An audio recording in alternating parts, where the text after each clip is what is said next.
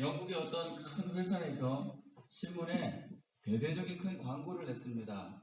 그 광고는 금세 많은 사람들의 시선과 주목을 끌었습니다. 왜냐하면 그 광고의 내용이 굉장히 엉뚱하고 재밌었을 뿐만 아니라 1등을 하는 사람에게 큰 상을 걸었기 때문입니다. 그 광고의 내용이 무엇인가 하면 영국의 수도 런던에서 출발해서 스코틀랜드의 에딘버러까지 왕복으로 가장 빨리 갔다 올 수 있는 방법은 무엇인가를 묻는 내용이었어요. 워낙 큰 상을 내걸었기 때문에 그 방법에 대해서 많은 사람들이 응모했습니다. 어떤 사람은 비행기가 가장 빠를 것이라고 주장했고, 또 어떤 사람은 어느 지점까지는 고속기차를 타고 가다가 그 다음에 택시를 갈아타면 빨리 갈 것이다, 이렇게 주장했습니다. 그리고 다른 어떤 사람은 교통량이 많지 않은 새벽에 승용차를 타고 이런저런 지름길로 갔다 오면 가장 빨리 다녀올 수 있다고 주장했습니다. 아무튼 이렇게 많은 사람들이 이런저런 자기 나름대로의 방법을 제시하면서 저마다 자신의 방법이 가장 빠른 방법이라고 주장했습니다. 네, 결과적으로 1등상은 누가 받았을까요? 1등상은 이렇게 대답한 사람이 타게 되었습니다. 그 대답이 아주 색다르고 신선했어요. 뭐냐면 사랑하는 사람과 함께 갔다 오면 된다. 왜냐하면 사랑하는 사람과 함께라면 어디든지 가깝게 느껴지기 때문이다. 여러분 정말 그렇지 않습니까? 우리가 지금은 그렇지 않지만 특별히 미국 생활이 그렇잖아요. 주로 우리가 차를 타고 다니기 때문에 의식적으로 노력하지 않으면 걸을 일이 그리 많지가 않습니다.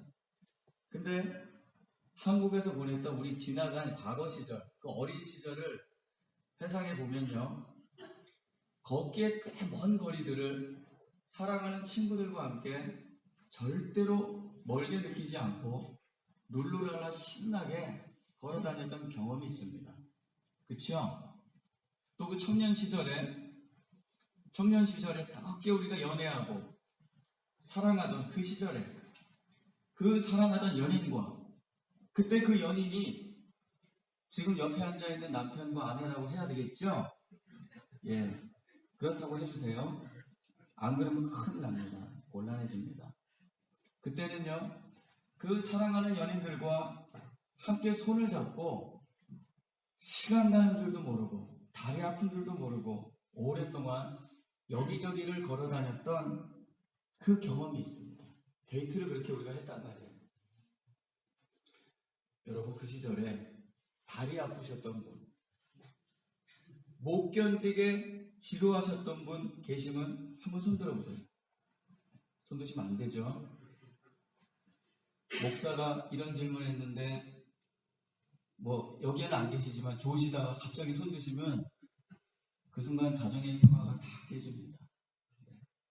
어쨌든 그런 사람은 지금 이 자리에 없을 거예요. 만약에 있다면 우리의 사랑이 충분치 않아서 부족해서 그런 것입니다. 여러분 그렇습니다.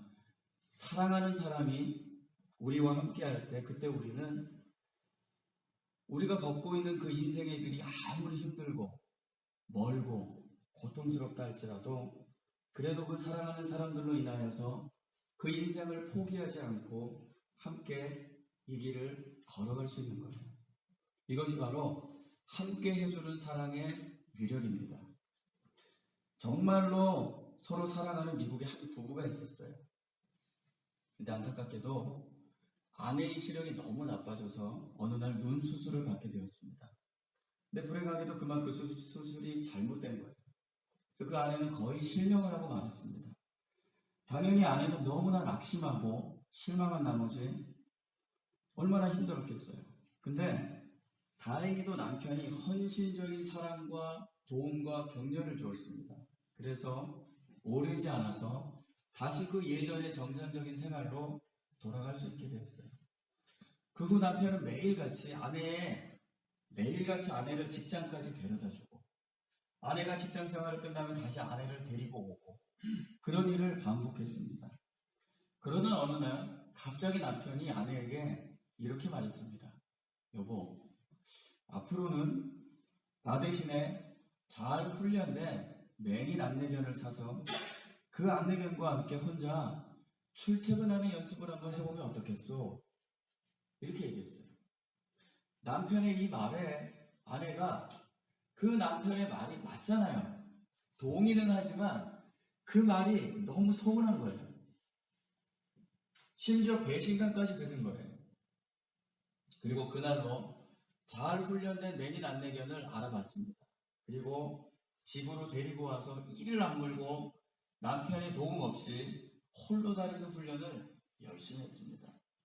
그리고 드디어 남편의 도움 없이 그 지팡이와 맹인 안내견의 그 도움만으로 혼자 버스를 타고 출퇴근하기 시작했어요. 처음에는 많이 넘어지기도 하고 사람들과 부딪히기도 하고 울기도 많이 울면서 어려움을 많이 겪었지요. 하지만 점점 적응이 되면서 한 2년이 지나자 어느 정도 익숙해지게 되었습니다. 그러던 어느 날 남편이 너무 몸이 좋지 않아서 병원에 며칠 입원하게 되었어요.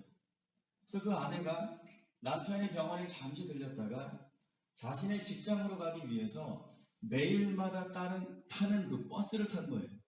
그래서 그 버스의 운전기사가 이렇게 얘기했습니다.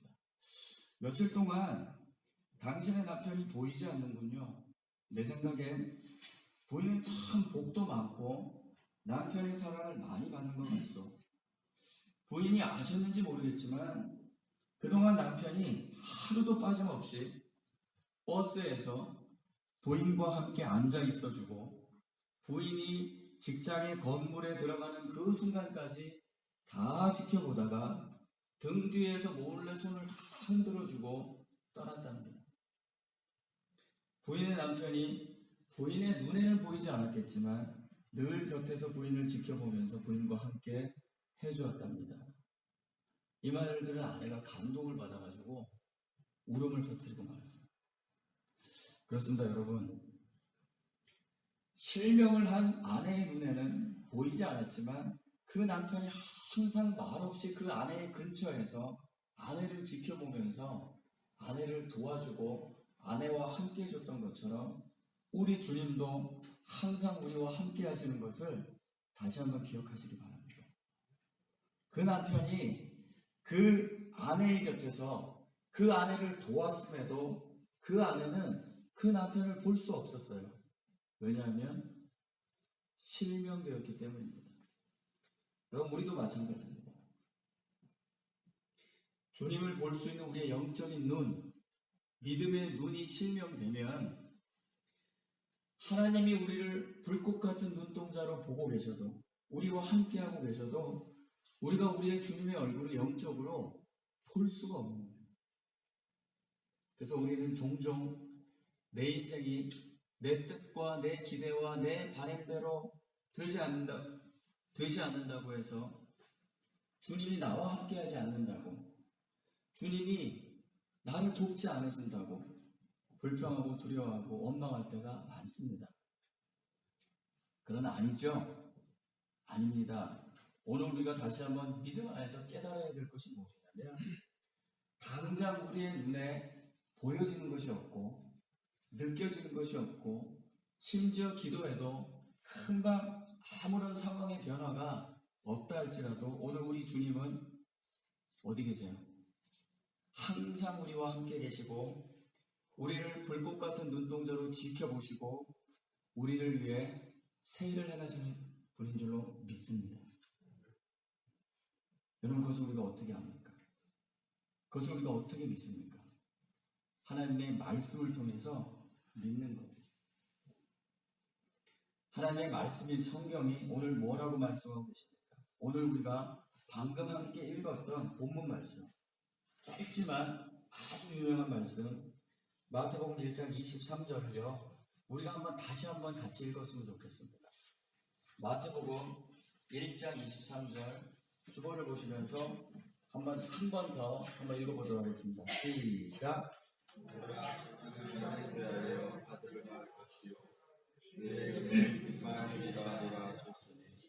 이를 번역하는즉 하나님이 우리와 함께 계시다 합니다. 아멘. 몇 년 전에 이런 설문조사가 있었답니다. 성탄절 하면 제일 먼저 떠오르는 것이 무엇인가? 여러분들은 성탄절 하면 뭐가 제일 먼저 떠오르십니까? 네. 많은 사람들이 대답을 했는데 뭐라고 대답했냐면 크리스마스 캐롤, 크리스마스 트리, 산타, 심지어 루돌프 사슴 뭐 이런 걸 얘기를 많이 했대요. 정작 나와야 할 대답이 뭐예요? 예수님이에요. 정작 나와야 할 대답은 예수님의 생일입니다. 근데 예수님의 생일이라고 대답한 사람은 10%도 안 됐대요. 아시다시피 우리가 잘 알고 있습니다. 성탄절의 주인공은 산타도 아니고요. 크리스마스 트리도 아니고 캐롤도 아닙니다. 선물도 아니고요. 크리스마스 모임도 아닙니다. 쇼핑이나 세일도 아닙니다. 예수님입니다. 예수님. 성탄절은 하나님의 하나밖에 없는 아들이신 예수님이 이 땅에 육신을 입고 내려오신 날이라는 말이에요. 도대체 예수님이 이 땅에 왜 내려오셨을까요? 우리가 너무나 잘 알고 있죠. 그 이유를. 우리를 너무나도 사랑하시기 때문에 우리의 죄를 사하시기 위하여 우리를 구원하시기 위해서 예수님이 내려오신 거예요. 그리고 십자가에 못 박히셨죠. 그리고 부활하셨습니다. 그것을 통해서 우리를 향하신 그분의 사랑을 다 보여주셨어요. 그리고 우리의 죄를 사해 주셨고 우리는 그분의 은혜의 공로로 구원을 받았습니다.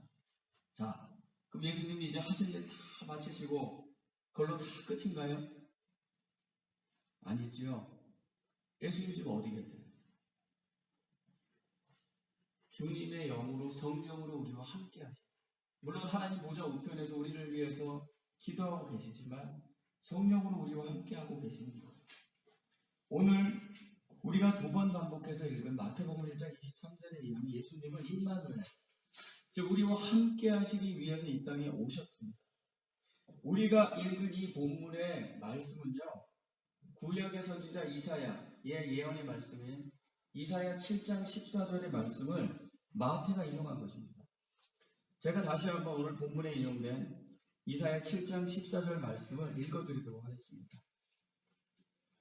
구약성경 976페이지입니다. 제가 읽어드릴게요. 그러므로 주께서 친히 징조를 너희에게 주실 것이라. 보라, 처녀가 잉태하여 아들을 낳을 것이요 그의 이름을 임마누엘이라 하리라. 아멘. 우리가 잘 아는 것처럼 제가 방금 읽은 구약의 선지자 이사야의 예언의 말씀이 놀랍게도 무려 700년 후에 오늘 본문의 장면인 처녀였던 마리아를 통해서 예수님이 탄생하심으로 성취된 것입니다. 처녀가 잉태하여 아들을 낳았고요. 그 아들의 탄생이 주는 의미가 무엇인가 하면 하나님이 우리와 함께 하신다는 말이에요. 믿습니까?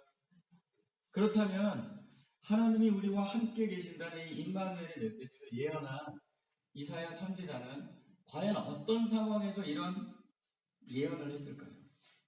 그 당시 상황을 제가 잠시 말씀드리면 아마 아실 거예요.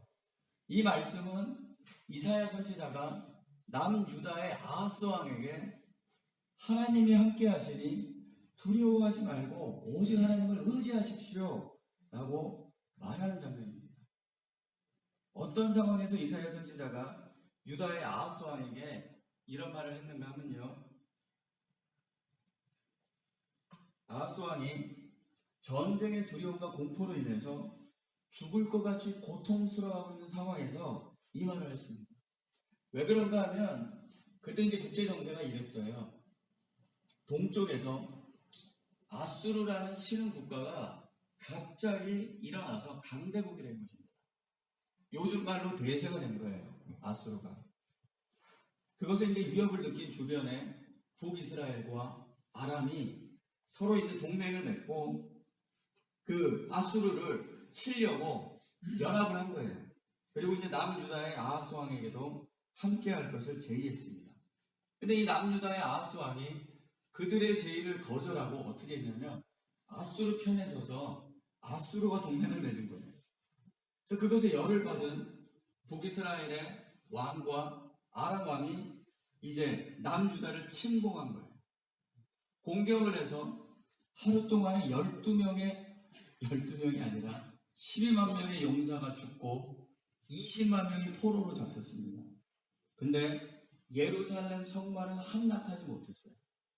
자, 다시 이제 북이스라엘과 아람이 재차 동맹해가지고 이제 예루살렘까지 완전히 함락해서 완전히 이제 이기려고 전쟁을 다시 준비한다는 소식을 아하스 왕이 들은 거예요. 지금 그래서 이제 두려움과 공포에 떨고 있는 것입니다. 지금 어떤 거예요? 지금 풍전등화의 절대절명의 이 위기 상황 가운데 하나님께서 두려움에 떨고 있는 아하스 왕과 유다 백성들에게 이사야 선지자를 보낸 거예요. 보내서 뭐라고 말씀하시냐면 결국 그 말이 내가 너희와 함께하니까 북이스라엘과 아람의 공격을 두려워하지 말고 낙심하지 말고 오직 나를 의지하라. 라는 격려와 은혜의 메시지를 주고 있는 것입니다. 근데요, 사실 여러분 아시겠지만 아하스 왕은요, 유다의 악한 왕들이 있지 않습니까? 그 악한 왕들 중에서 대표적으로 악한 왕이에요. 하나님을 향한 믿음도 없고요. 하나님보다 세상과 사람을 더 두려워하고 더 의지하고 하나님의 도움보다 그 당시 대세였던 아수르를 더 그 도움과 원조를 중요하게 생각했던 그런 왕. 그 결과를 아십니까, 여러분? 아시겠죠, 대충. 과연 아수르를 그렇게 철석같이 믿고 의지했던 아하스 왕과 유다를 잘 도와줬을까요? 아닙니다. 성경은 그렇게 말하고 있잖아요. 오히려 아수르는 유다를 공격하고 심지어 무리한 조공까지 요구했습니다. 근데요, 여러분, 우리도 그렇습니다. 여러분, 여태까지 살아오시면서 많은 일들 겪으셨죠? 살다 보면 우리가 참 막막하고 두렵고 고통스럽고 힘든 일을 많이 겪습니다. 그래서 때로는 나를 도와줄 사람들을 찾아다니고 그리고 그 사람만큼은 반드시 나를 도와주고 나를 이해해 줄 것이라고 철석같이 믿고 의지합니다. 그런데요, 어때요? 오히려 그 사람한테 상처받고 실망할 때가 있습니다. 내가 가장 믿었던, 내가 가장 의지했던 그 사람에게 배신을 경험할 때가 있다는 말이에요. 얼마나 속상한 일입니까, 여러분? 그런데 여러분, 이렇게 믿고 의지했던 사람에게 상처받고 실망하고 배신을 당한다는 것이요, 분명히 속상한 일이기는 하지만 사실 가만히 생각해보면 그렇게 하늘이 무너진 것처럼 놀랍거나 이상한 일이 아닙니다. 사실은 가장 인간적인 모습입니다. 그게 인생입니다. 그게 사람의 한계입니다. 동의하시죠? 새로울 것이 뭐가 있겠어요? 그동안 살아오시면서 어디 우리가 믿고 의지했던 사람에게 실망하고 상처받았던 일들, 배신당했던 경험들이 여기 한두 번입니까? 그렇죠? 답 나오죠, 그러면? 그러면 궁극적으로 우리가 누구를 의지해야 되겠습니까? 하나님이라는 말. 아하스 왕은요, 이 이사야 선지자를 통한 하나님의 은혜의 마음을 끝까지 깨닫지 못했습니다. 어리석게도 계속해서 아수르를 믿고 의지하기로 결정한 거예요. 이 말은 어떤 말이냐면 아하스 왕은 결국 하나님의 은혜를 받을 만한 아무 자격이 없었던 왕이었다는 말이에요. 어찌 보면 하나님 앞에 믿음으로 살지 못하고 많은 순간들을 세상과 타협하고 불신앙으로 살아가고 하나님보다 세상과 사람을 더 두려워하고 의지하고 또 자기중심적으로 살아가고 우리 인생의 주인을 하나님이 아니라 내가 인생의 주인이 되어서 살아가는 수많은 그리스도인들의 모습, 어쩌면 저와 여러분들의 모습과 같이 말입니다. 그런 믿음 없고 은혜 받기에 자격이 없는 영적으로 어리석은 아하스에게 하나님은 정말 일방적으로 은혜로운 징조를 주셨습니다. 여러분, 그것을 통해서 우리가 알 수 있는 것이 무엇인지 아십니까? 우리는 은혜를 받을 자격이 있어서 은혜 받은 사람이 아닙니다. 사랑받을 만한 자격이 있어서 사랑받은 사람들이 아니라는 말이에요. 사랑은 대상의 문제가 아니라 주체의 문제예요. 사랑은 우리가 은혜 받을 만한 자격이 있어서 하나님 우리에게 사랑과 은혜를 주신 것이 아니라 하나님이 사랑의 하나님이시고 사랑을 주실 만한 분이시기 때문에 그 용량을 가지고 계신 분이시기 때문에 자격 없는 우리에게 일방적으로 사랑과 은혜를 주신 거예요. 믿습니까? 아하스 왕에게 하나님이 은혜로운 징조를 주셨습니다. 근데 그 징조가 바로 처녀가 잉태하여 아들을 낳을 것이요 그의 이름을 임마누엘이라 하리라는 이사야 7장 14절의 말씀입니다. 여러분, 이 징조의 말씀의 구체적인 의미를 실감이 되십니까? 이거는요, 마치 하나님께서 유다의 아하스에게 이렇게 말하는 것과 같습니다. 아하스야, 위기의 상황 가운데 두려움에 떨면서 더 이상 세상의 강대국과 너의 인간적인 방법들을 의지하지 마라. 오직 나를 의지해라. 나는 임마누엘, 즉 너와 함께하는 하나님이다. 네게 주는 한 징조가 바로 처녀가 잉태하여 아들을 낳는 것인데 이 불가능한 것을 나는 가능케 할 전능한 하나님이니 오직 나를 의지해라 라는 의미가 있다고 저는 믿습니다. 여러분 한번 생각해 보세요. 자, 유다가 아람과 북이스라엘의 공격과 위기로부터 벗어나고 승리하는 것이 어려울까요? 아니면 처녀가 아이를 잉태하여 출산하는 것이 더 어려울까요? 전자가 어렵겠습니까? 후자가 어렵겠습니까? 네. 전자도 어려운 일이지만 후자는 어려운 정도가 아니라 아주 불가능한 일입니다. 근데 그 불가능한 징조를 하나님께서 아하스 왕에게 주시고 그 주신 불가능한 징조를 하나님께서 700년 후에 예수님의 성육신 사건, 즉 성탄절을 통해서 성취하신 것입니다. 아멘입니까? 다시 말하면 성탄절을 통해서 하나님께서 지금 우리에게 말씀하고 계시는 것은 이것입니다. 어떤 상황에서도 하나님은 우리와 함께 하신다. 하나님의 약속의 말씀은 하나님의 때에 반드시 이루어진다. 하나님에게 불가능한 것은 없다라는 말입니다. 여러분, 우리가 매년 성탄절 맞이할 때마다 우리가 무엇보다 기억해야 할 것은 산타가 아니라 크리스마스 선물이 아니라 가족 모임이 아니라 이벤트가 아니라 뭐라고요? 예수님, 우리와 함께 하시기 위해 오신 예수님. 그렇구나. 내가 믿는 주님은 항상 나와 함께 하시는 임마누엘의 주님이시구나. 그 임마누엘의 주님은 나를 도우시는 분이시구나. 이제부터 나는 보이는 사람과 세상이 아니라 비록 보이지 않지만 믿음으로 임마누엘의 하나님을 바라보고 의지해야겠구나. 우리가 결심해야 된다는 말입니다. 아멘. 오늘 보면 마태복음 1장 23절에서 예수님의 탄생을 통해서 임마누엘의 약속을 기록하고 있는 마태는요, 마태복음의 마지막 장인 28장 20절에도 재차 이렇게 말씀하셨습니다. 볼지어다 내가 세상 끝날까지 너희와 항상 함께 있으리라. 아멘. 그뿐만이 아닙니다. 마태복음의 대략 중간쯤인 18장 20절에도 주님은 임마누엘의 약속을 이렇게 해주셨어요. 아시죠? 두세 사람이 내 이름으로 모인 곳에는 나도 그들 중에 있느니라. 아멘. 여러분, 오늘요 우리가 주님의 이름으로 모였습니다. 이곳에도 예수님이 우리와 함께 계신다는 사실을 믿으시기 바랍니다. 그렇다면 우리는 우리와 함께 하시는 하나님을 어떻게 살아야 할까요? 어떻게 살아야 할까요? 그 임마누엘의 하나님이 과연 우리에게 어떤 의미가 있을까요? 기뻐야 합니다. 예, 그리스도인은요 기뻐야 합니다. 저는 오늘 이 교회에 와서 참 좋았던 게 조이 세 번 있더라고요. 기뻐야 합니다.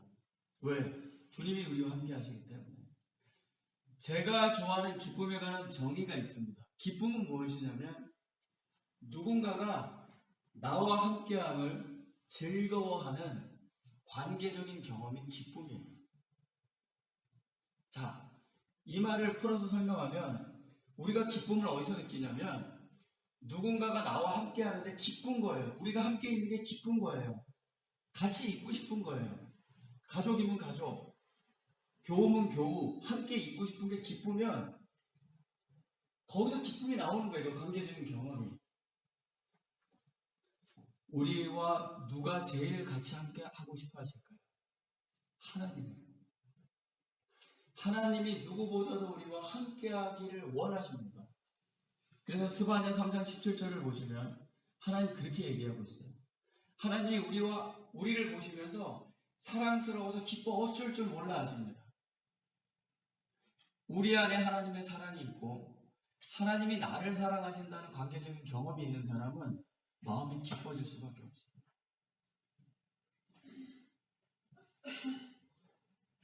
집에서 사랑하는 자녀들과 사실 때 규칙 가지고 사시는 거 아니시잖아요. 그죠? 사랑의 관계, 사랑의 대화, 마음을 정을 주고받는 거잖아요. 하나님과의 관계도 마찬가지라는 거예요. 결코 하나님은 우리가 규칙으로 율법을 지킴으로 하나님을 기쁘시게 할 수 없어요. 머리로 하나님을 믿는 게 아니라 가슴으로 하나님을 믿고 마음 가운데 그 마음을 다해서 하나님을 사랑할 때 그 마음을 당한 우리의 마음을 하나님께 표현할 때 기도와 예배와 찬양과 하나님 앞에 그 마음, 신령과 진정으로 나갈 때 하나님 기뻐하시는 거예요. 오늘 우리의 삶이 우리의 남은 생애가 그러한 삶이 되시기를 주의 이름으로 축원드립니다. 또 우리의 삶에 문제가 있을 때가 있지요. 그때 우리는 어떻게 해야 할까요? 다시 말씀드리지만 사람을 의지하면 안 됩니다. 하나님을 의지해야 돼요. 오직 하나님을 바라보고 하나님께 우리의 문제들을 패스해야 합니다. 이것이 믿음입니다. 여러분 이제 거의 설교 끝났습니다. 자기 스스로 문제와 씨름하면서 문제를 해결하려고 잠못 이루어가면서 온갖 인간적인 방법을 다 쓰는 사람, 이런 사람이 믿음의 사람 아닙니다. 믿음의 사람은요, 문제를 하나님께 잘 패스하는 사람이 믿음의 사람입니다. 자, 한번 저를 따라해 주시기를 바랍니다. 하나님, 이 문제는 내가 해결할 수 없습니다. 그러나 하나님께서는 해결하실 수 있으십니다. 이 문제는 나의 문제가 아닙니다. 이 문제는 나의 문제가 아닙니다. 이 문제는 하나님의 문제입니다. 이 문제는 하나님의 문제입니다. 하나님께서 해결해 주시옵소서. 하나님께서 해결해 주시옵소서. 아멘. 이렇게 우리의 모든 문제를 하나님께 잘 어린아이같이 순수한 마음으로 패스하고 맡기고 하나님께 하실 일을 기대하고 최선의 결과를 하나님께서 주실 것을 믿음으로 받아들이는 사람이 믿음의 사람이라는 말이에요. 그렇습니다, 여러분. 우리가 때때로 고난과 어려움을 당합니다. 이 중에 누군가는 지금 그 폭풍의 현장을 통과하고 있는 분도 계실지도 몰라요. 한 가지 확실한 것은 그러한 일들이 우리에게 왜 생기는지 우리가 신앙적으로 이해가 되지 않을 때도 있습니다. 그러나 우리가 믿어야 될 것은 무엇이냐면 하나님은 언제 어디서나 심지어 고통과 어려움 가운데서도 우리와 함께 하시고 그 고난 가운데서 우리를 향하신 새로운 계획과 최선의 길을 가지고 일하시는 분이라는 사실을 우리가 믿어야 한다는 말입니다. 여러분 힘을 내십시오. 기뻐하십시오. 임마누엘의 주님이 우리와 함께 하십니다. 우리의 가정에도 일터에도 우리의 문제와 고통 가운데에서도 심지어 지금 이 자리에도 하나님이 우리와 함께 하십니다. 그분은 세상 끝날까지 우리와 함께 하십니다. 오늘 성탄주일 우리에게 주신 하나님의 가장 큰 성탄 선물은 바로 임마누엘, 우리와 함께 하시는 우리 주님이신 줄로 믿습니다. 우리와 함께 하시는 이 임마누엘의 주님과 앞으로 우리의 남은 생애 가운데 날마다 동행하시는 저와 여러분이 되시길